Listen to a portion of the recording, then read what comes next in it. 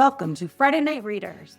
Fueled by coffee, we break down the books referenced on Gilmore Girls. Our little literary corner of the world helps you understand what the characters are talking so fast about and live in a world of books like Rory. Like short, read fast.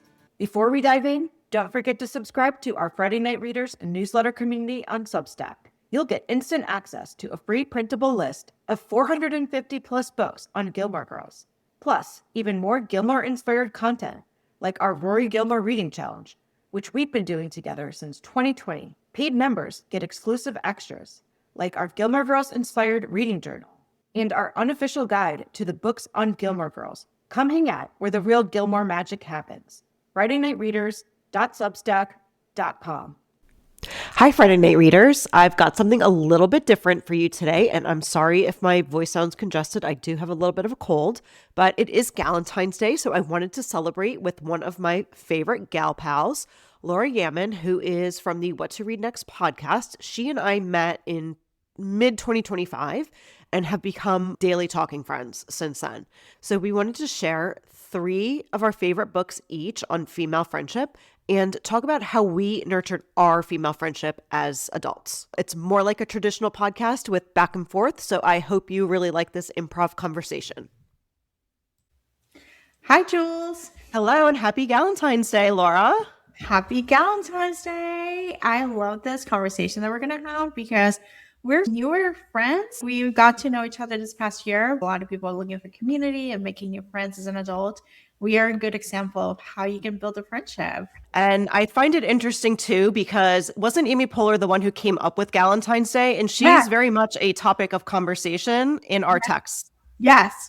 I love it. I think Valentine's Day tends to be a commercial, like romantic, but you know what? We got to take care of our friendships. And Valentine's Day is the day before Valentine's Day. You go take your girlfriends out for lunch or dinner and just celebrate your female friendships. And I love her podcast. I'm so grateful that she started a podcast, unlike other celebrities, because her attitude is much more fun and conversation, which is what I want to hear on my ears. I don't want to hear someone yelling at me or telling misinformation.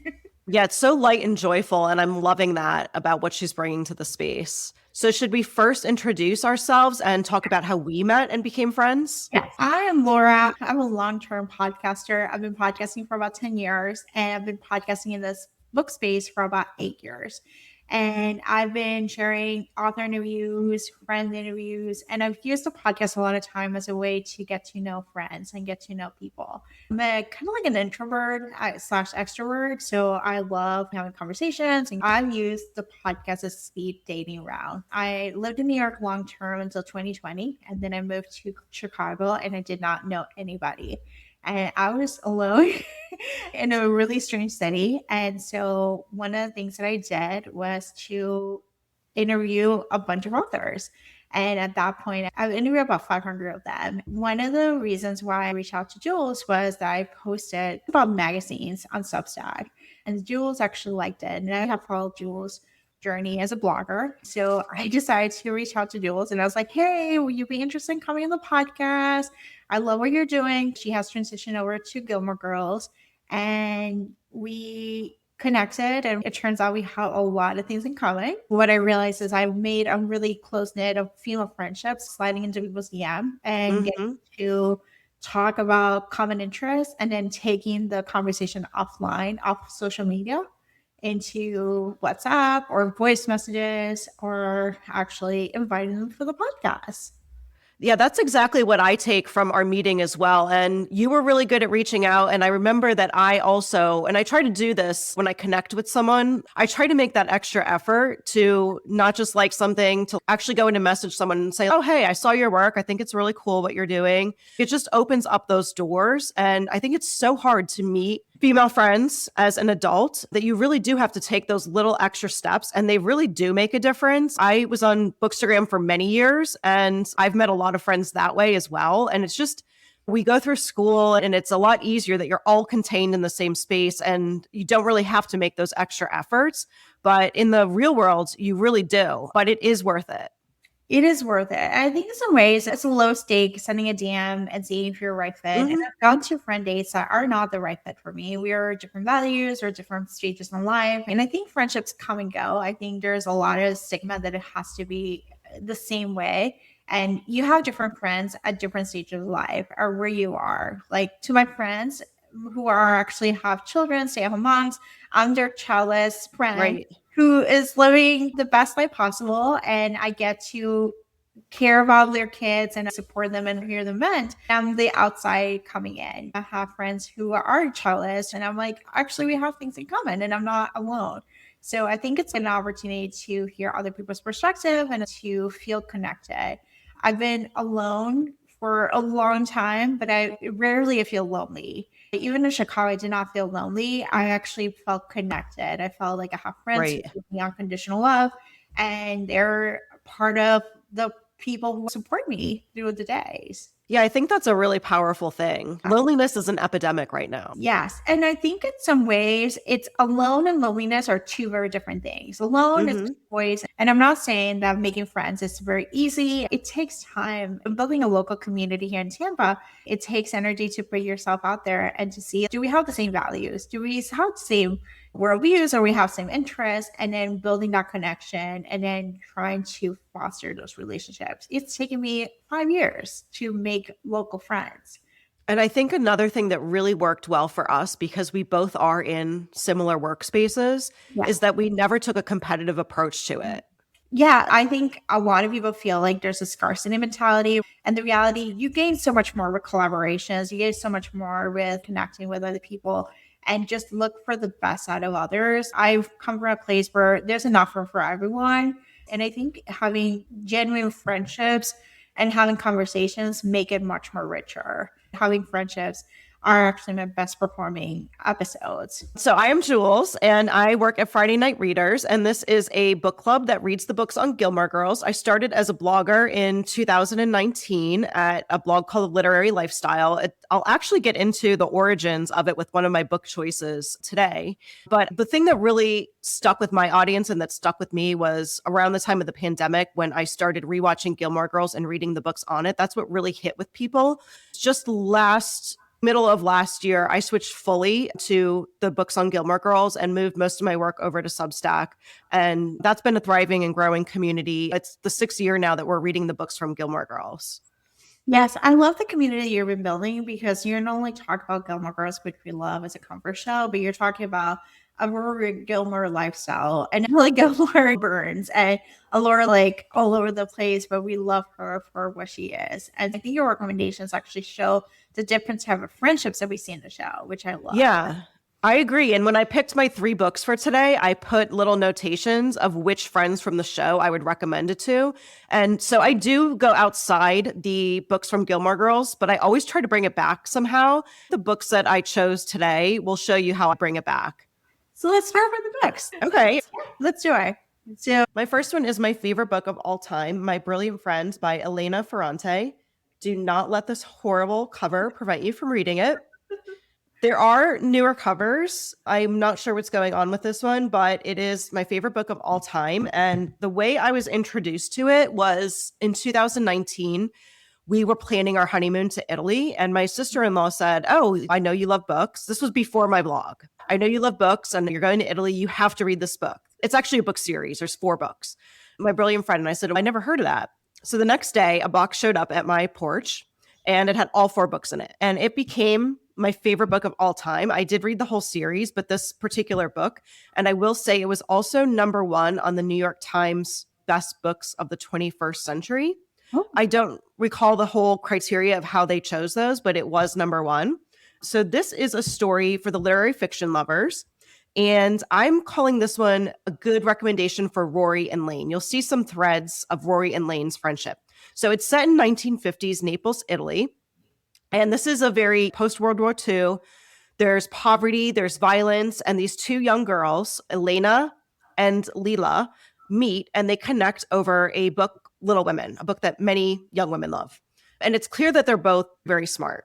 but their life takes a different trajectory from there. So Elena follows a very traditional educational path, while Leela has to go and work with her family's business.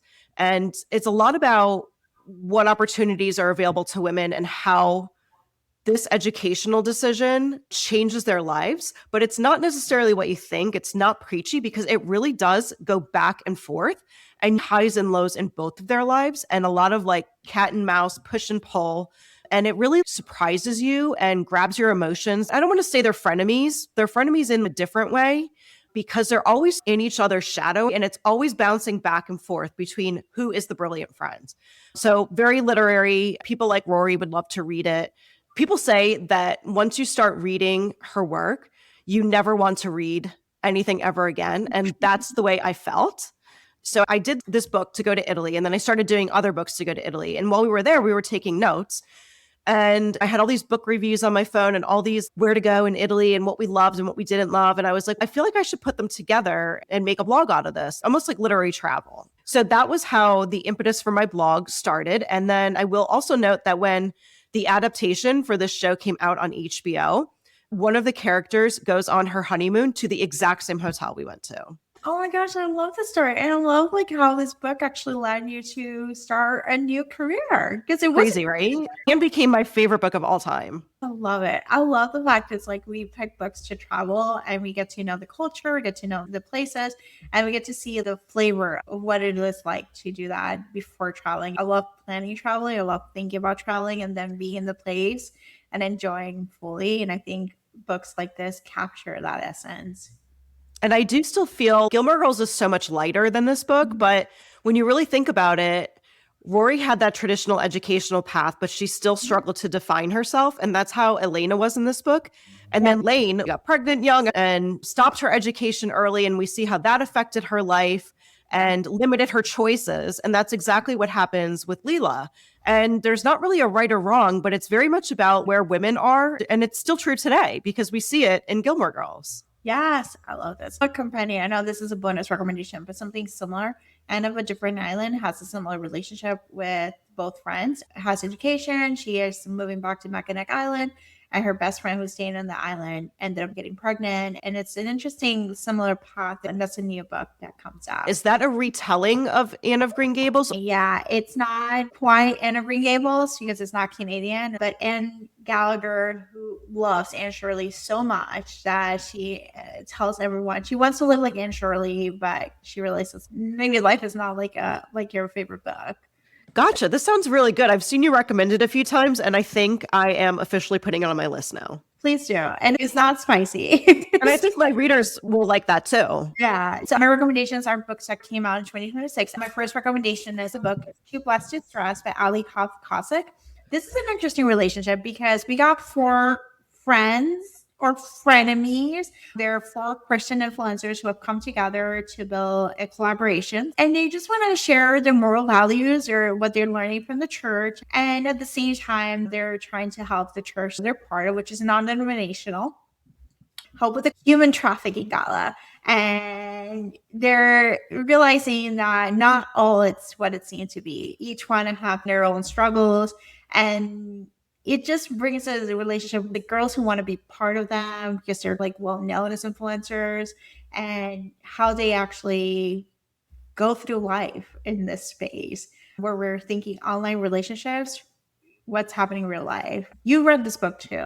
I did. I read it on my summer vacation. Alli is local to me here in Philly. And this is, as we talk about female friendships, she's another person who early in my days blogging, she did a podcast called SSR Podcast, which was about rereading children's books from our childhood in a new light. I reached out to her, like you and I reached out to each other and said, if you want to do a podcast episode together. And we did Encyclopedia Brown, which was on Gilmore Girls. She's since become a local friend and I've seen her at local events and stuff. And I'm going to interview her next month as well. So I did also read the book. And I do find, I'm always trying to find those Gilmore Girls threads. And this one brings me back to Lane as well, because there's religious threads and coming of age in a religious community.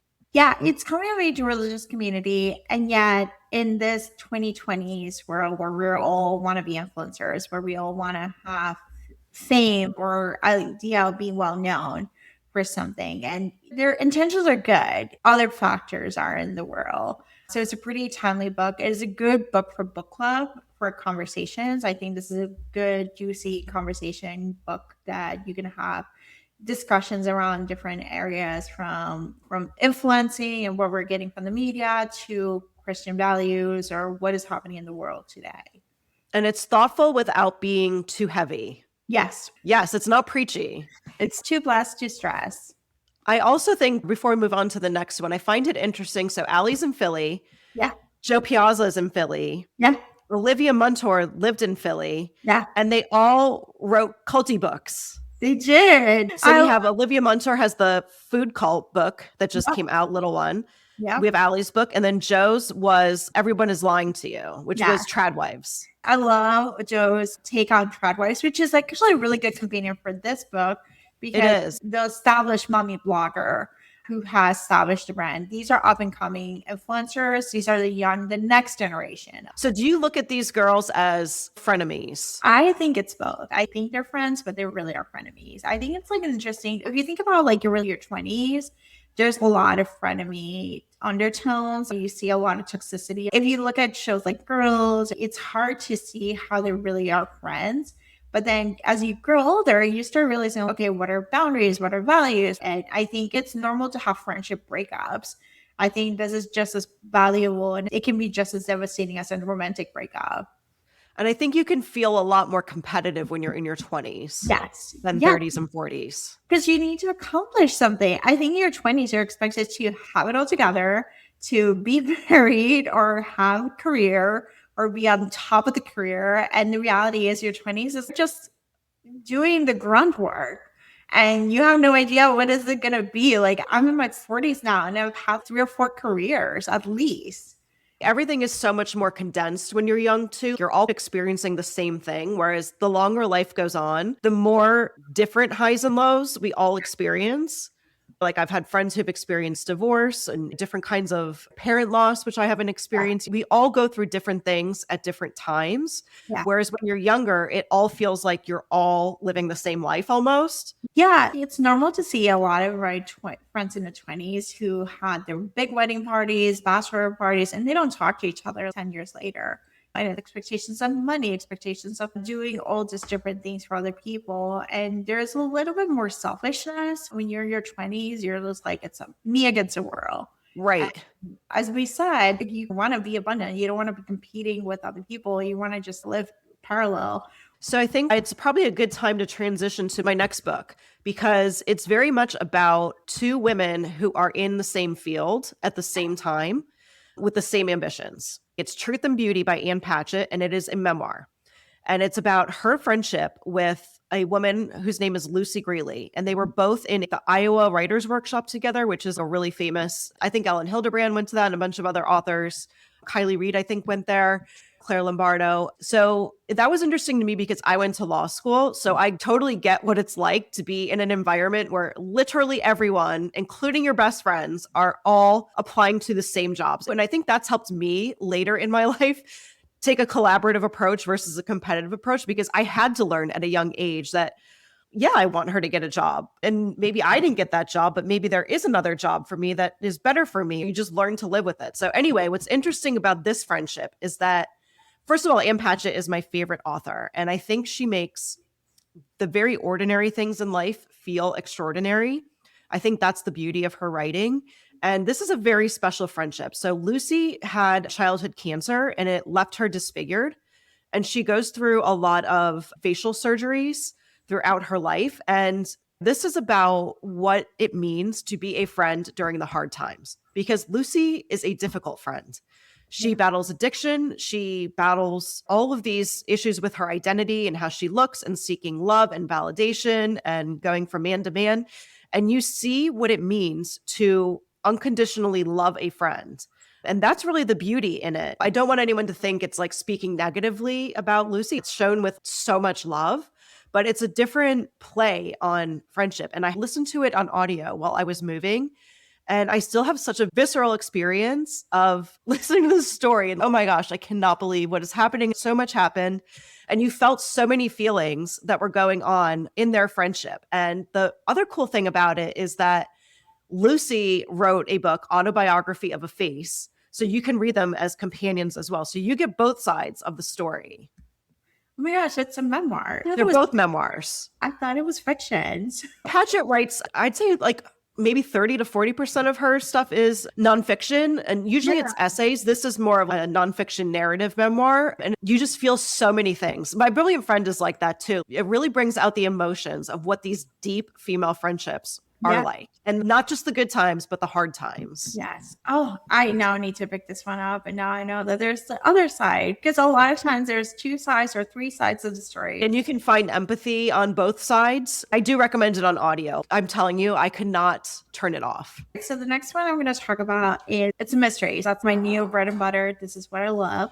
So it's Rachel West and the Fallen Starlet. So I'm going to set the stage. So it is set in 2008 in LA, when TMZ was just a hot spot, where the paparazzis were, we were watching the hills. What was the Jessica Simpson show? Oh, Newlyweds. Was it Newlyweds. Yes. So basically, Rachel dropped out of medical school. She's copy editor at a tabloid in LA because her brother died of childhood cancer. And while he was in the hospital, she found comfort reading tabloid magazines like Us Weekly. And on the bathroom, she meets Molly, who is a former Disney star, who is like up and coming actor / Lindsay Lohan a little bit. She is all over the place. Rachel and Molly struck a friendship, and people think it's a friendship of convenience because Molly used to give her all the extra stuff, like all the clothes, and got her the breakout story for Rachel to get promoted. But a couple months later, Molly had an overdose and is found dead. And Rachel has to figure out what happened to Molly. And Rachel quits her job to become an amateur sleuth. Molly leaves her money and a house. And so, along with her neighbors, amazing group of people in LA, we have TV writers who write CSI. We have a hacker who knows how to find the information. We try to uncover what happened to Molly. And it's a juicy, fun mystery. But it's so rich in the 2008 LA tabloid TMZ. We see all the famous starlets and Britney Spears and everything. So this setting sounds like the star of the show to me. Because that was a time. It was a time. I had so much fun. So Emma Mills writes YA. Actually, she's a well-known YA author. She says, I wasn't planning to set it up in 2008. I just started writing this book in 2008. And so it's been on the drawer for that long. And so now actually having this book that feels like a millennial love story. And this is adult though, right? It is coming out in May. So you should definitely pre-order it if you're looking for good cozy mystery. So this is making me think of Maureen Gu, who you had recommended her new adult book, One and Only. And she was also a YA author. And her last book was Throwback. And I think that was a 90s book. Yeah. So a lot of these authors, I think they know each other. So a lot of the YA authors of the 2010s have moved on to adult books, whether it's mysteries or rom-coms. But I'm really enjoying these YA authors who are just basically writing in this new space. Yeah, me too. It's honestly been the highlight of my year. Yeah. I'm like, and thank you, Galentine, because you recommended it to me. So that's Rachel West and the Fallen Starlet by Emma Mills. It comes out in May, but definitely pre-order it. I'm assuming the audio is going to be excellent. So either way, however you consume it, just pre-order it. Yeah, I totally think it sounds so millennial coded. Yes. So I'll move on to my third recommendation. I debated this one. My other 2 books are heavy, so I wanted something that feels like a friendship that's a balm for the soul. Yeah. And this one is Lorelai and Sookie coded because it's very much about food. It's Love and Saffron by Kim Fay. I've heard so many people talk about this book on social media, and then I went to my local used bookstore. So it is, for anyone who's listening and not watching, it's a signed book, and I looked up her signature and it matched. So I'm assuming it really was signed by her, which is really cool to just pick up off a used bookstore shelf and not know. But you can also see how nice and short this book is, and it's epistolary. So it's one that you can really flip through on an afternoon. And this is another 1960s. So you get a lot of threads of women's rights through the stories of these women. And one is an aspiring writer in Los Angeles, and the other is a food columnist in Seattle. Yeah. And the one who's aspiring writer writes a letter to the famous food columnist, and it starts a dialogue back and forth. And I think what's interesting is a few things. One is that you don't have to be in person with a friend to be a friend, because their friendship develops over many years. And I think we're going into a time where people are looking at more analog living, and things like pen pals are becoming more popular to do. And I think it shows that you don't have to be in person. And one of the things I wrote on my notes too is I used to be on the phone with my girlfriends all the time. And it's like you have to make those efforts now to do things like write a little note or send a little Galentine's Day card or St. Patrick's Day card. All those little things that we did naturally in the past, now we make an effort. And it really does make a difference, because they experience so much with each other, and it all comes back to food at the same time. So you have that sort of food porn as well that feels very Sookie and very comforting, and the food gets them through the difficult things in life. It's both heartwarming and a little bit heartbreaking. I think it'd be fun to do with a friend and then do a cooking class together. Oh my gosh, that would be like a perfect book club, book discussion. It absolutely would. I love the idea of reminding when we used to talk on the phone. When I was in high school, I would be talking to my friends. I'll see them in school, and then I'll be like, well, we're going to talk for an hour. So when I was a teenager, I wasn't allowed to have my own line, but my mom actually bought me a headset because I spent so many hours walking around with the phone glued to my ear. Yes, having your own line was ultimate, because otherwise you need to talk to your parents. 100%. Oh my gosh. Kids today do not understand what it was like to ask someone to prom by first talking to their mom or dad. Yeah. So much such thing as a landline, like a house phone. But I love this idea of bringing back the analog living of pen pals, or even just high communication. I used to, in the odds, I used to send emails to my friends, actually, because I was at work and I had nowhere to go and I had access to Gmail. And I was in the office, so I would just send emails, or we'll talk on GChat. We do have text messages, but it's not the same when you're having a GChat conversation to a friend. So what's your third book? My third book is the ultimate girl group, the Golden Girls. So we got I love it. Golden Girls Cozy Mystery is a series that's happening. There's 2 books. There's going to be a second book coming out this year, but the first book is already out. It's Murder by Cheesecake, and it has all the elements of the Golden Girls living in Miami, and they're trying to solve a murder. Okay. So Rose's cousins is living in Miami, and Rose wants to keep the traditions thing alive, but the cousin's family doesn't want to have those traditions, and so they're planning a wedding. Dorothy goes and looks for a date, and she finds a guy that she finds tolerable, and she invites him to come on a date, and he is horrible. And they find him in the freezer dead, and they have to uncover what happened to him.